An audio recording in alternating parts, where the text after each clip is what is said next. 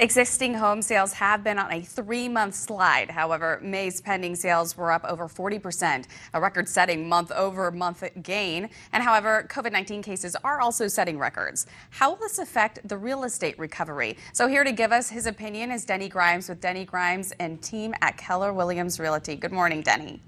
Good morning. So how has the sudden surge in COVID cases affected home sales?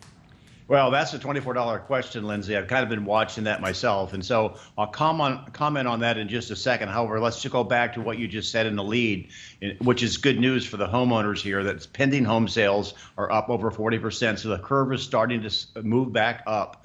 And although the June numbers aren't out yet, I believe June numbers will be as good, if not better. So our market is recovering across the country. Sellers are inching back into the market, which will also increase sales numbers. So far, the upward tick in COVID numbers have not affected the real estate market. However, there's some things we should be keeping an eye on. Okay, and reports suggest there are a large number of homeowners in forbearance or behind on mortgage payments because of COVID-19, So do you see another foreclosure wave coming soon?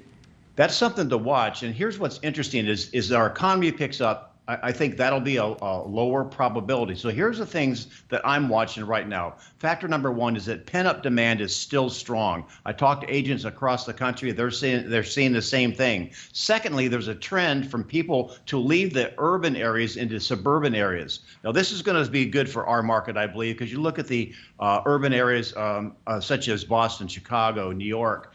Southwest Florida will definitely be a recipient from a trickle-down effect of people wanting to leave those cities. So I think that lends itself to keep our market strong. Now, to keep our economy strong, I think the factor is, and I'm not a medical person or a politician, I think the controlling factor is the number of hospital beds we have, Lindsay, because we seem to be tolerating the higher numbers as long as we have hospital beds to treat those that are in the most need. And I think basically, and this is kind of a new mindset shift for me, is that the more that we can keep our social distancing and basically keep the number of cases at bay, manageable, the better our economy is going to be. So you may not like wearing a face mask or maintaining social distancing. However, just imagine by doing that, you're increasing your home's value, because I think that the states are attempting to find that balance. Absolutely. Well, thank you so much for being with us this morning, Denny. It's always great to have you.